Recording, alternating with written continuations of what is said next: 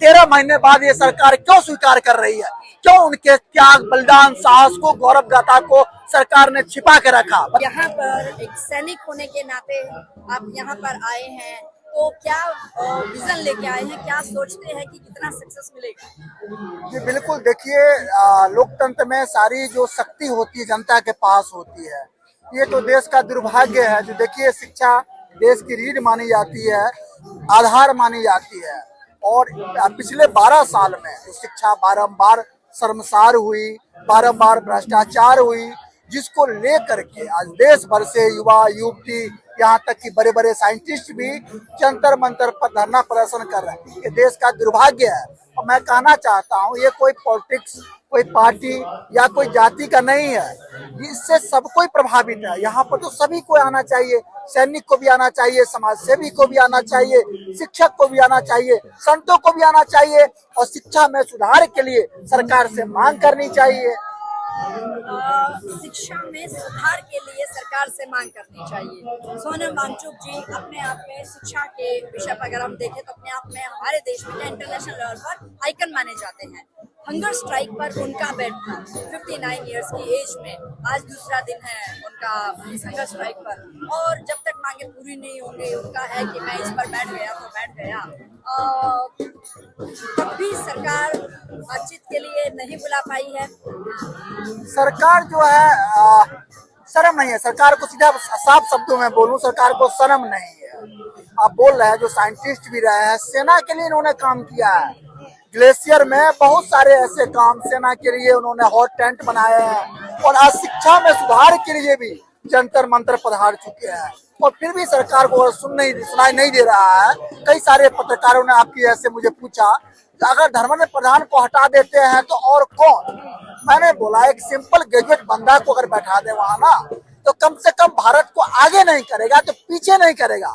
जितना इन्होंने 12 साल में पीछे कर दिया है, कम से कम एज इट इज वो बंदा उस जगह पर कायम रखेगा। तो उनसे बेहतर तो किसी को भी ग्रेजुएट को बैठा दीजिए। और हमारा देश वीरों से भरा हुआ है, ना शिक्षकों की कमी है, ना सामर्थ्यवानों की कमी है, ना पढ़े लिखों की कमी है। नहीं, बीजेपी में और भी सांसद है तो पढ़े लिखे हैं। कि सिंपल ग्रेजुएशन वाले को ही बिठा दीजिए, इससे बेहतर होगा। सिंपल ग्रेजुएशन वाले को, उन्होंने तो +2 वाले मैडम को भी शिक्षा मंत्री बना दिया था। जी, +2 वाले को बैठा दिया था, लेकिन +2 थे नहीं, वो +2 नहीं थे, वो -2 थे। वो ठीक है, -2 थे। +2 अगर होते तो देखिए ग्रेजुएशन करने के बाद IAS तक की नौकरी ले लिया जाता है, PCS लोग बन जाते हैं, बड़े बड़े शिक्षा में बड़े बड़े पदों को प्राप्त कर लेते हैं। ग्रेजुएशन की डिग्री कम नहीं होती है, अगर उसको सही में पढ़ के लिया जाए तो, खरीद बिक्री करके लिया जाए, चक्कू गाड़ के लिया जाए, हमारे प्रधानमंत्री की तरह हर चीज डिग्री दिखाया जाए, तो वो डिग्री तो आप PhD का दिखा दीजिए, बेकार है, बेकार है। आप कह रहे हैं हमारे प्रधानमंत्री की जगह एक आम जनता इस बात को खुल के कह रही है भारत में, तो इसको लोकतंत्र नहीं कहेंगे तो और क्या कहेंगे? बिल्कुल, लोकतंत्र तो कहीं ना कहीं, लोकतंत्र को तो इन्होंने शर्मसार कर ही दिया। लोकतंत्र को इन्होंने बिल्कुल कटघरे में खड़ा कर दिया।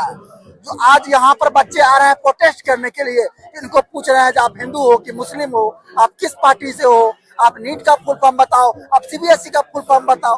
बताइए, ये कोई मतलब है?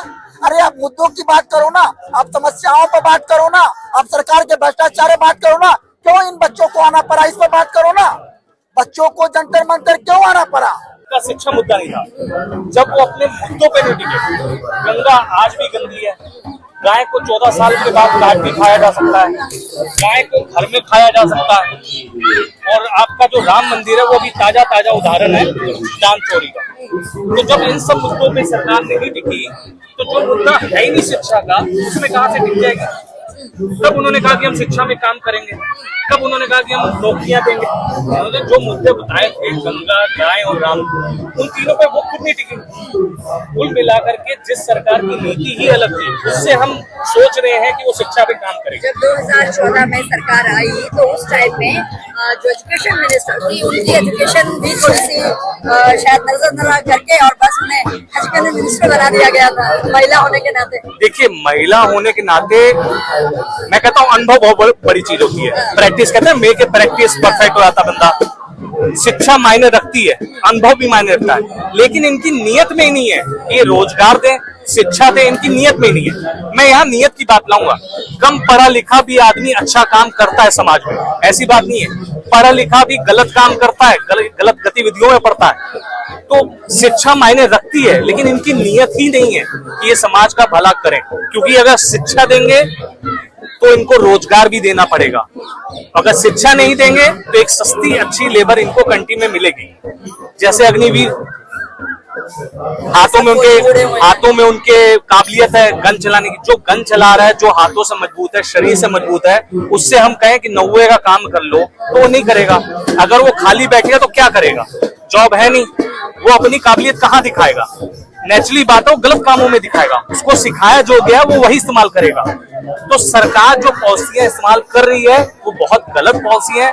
इससे देश की सुरक्षा को भी खतरा है, देश के युवाओं का भविष्य भी खतरे में है, वो मंदिर तो खतरे में है ही है। किसी भी सरकार के लिए संगठन कोई करता है, कोई समुदाय करता है अपने धर्म की रक्षा, तो ठीक है। सरकार के जब आप सिंहासन पर बैठ जाते हैं तो आपके लिए सभी समान है, सभी समान है। और उस जगह बैठ करके आप हिंदू मुस्लिम नहीं कर सकते। आपके लिए प्राथमिकता क्या होनी चाहिए? शिक्षा, स्वास्थ्य, सुरक्षा, जिसको इस सरकार ने कभी भी जहन में नहीं लाया। इसने हमेशा धर्म की राजनीति करी, लोगों को बहकाया, लोगों को टोपी पहनाया बारंबार, कभी हिंदू को पहनाया, कभी मुसलमान को पहनाया। लेकिन अब ये भारत जान चुका है, वो एक्सपोज हो चुके हैं।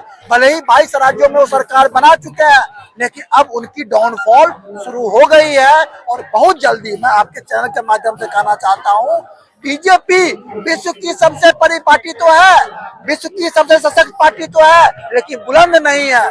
आप इस जंतर मंतर को छोड़िए, जंतर मंतर से बाहर निकलिए, 5 लोगों को पकड़िए और पूछिए बीजेपी के शासनकाल को, कीजिए उनके कार्य को, सर्वेक्षण को, आपको संतुष्ट नहीं दिखाई देंगे। जब आप इतने अच्छे हैं तो लोग आपसे खुश क्यों नहीं है? जवान परेशान, यहाँ पर स्टूडेंट आए हुए हैं परेशान, पीछे किसान आए हुए हैं परेशान, बॉर्डर पर जवान परेशान, तो है पूरा हिंदुस्तान परेशान है। बताइए तो किसके लिए सरकार है? अगर आप सरकार की बात करते हैं, बॉर्डर पर सेना परेशान है, आपने कहा जवान परेशान है, तो एक वक्त वो भी था जो जवानों के सिर कलम करके ले जाए जाते थे। आज भी हो रहे हैं, आज भी हो रहे हैं। आपने देखा ना, अभी ऑपरेशन सिंदूर में हमारे 6 जवान शहीद हुए। क्या देश को इतनी भी हक नहीं था, इतना भी उनके प्रति उनका क्षमता नहीं थी, उनको सच्ची श्रद्धांजलि देने का, जो अपने वीर बलिदानियों को नमन कर सके? 13 महीने बाद ये सरकार क्यों स्वीकार कर रही है? क्यों उनके त्याग, बलिदान, साहस को, गौरव गाथा को सरकार ने छिपा के रखा? बताइए आप, क्या ऐसी व्यवस्था हो गई, क्या ऐसी व्यवस्था हो गई जो हमारी भारतीय सेना पाकिस्तान के अंदर घुस चुकी थी तो अमेरिका के कहने पर आपको विड्रॉ करना पड़ा? क्या ऐसी व्यवस्था हो गई? अरे सर, सेना को तो आपने झुंझुना बना दिया है, वो सेना के लोग जानते हैं, सेना के लोग जानते हैं। सेना को झुंझुना बना दिया आपने। न सेना को चोरा है, न शिक्षक को चोरा है, न स्टूडेंट को चोरा है, न जवान को चोरा, न किसान को चोरा। किसी भी हिंदुस्तान में किसी ऐसा कोई सगा नहीं जिसको बीजेपी ने ठगा नहीं।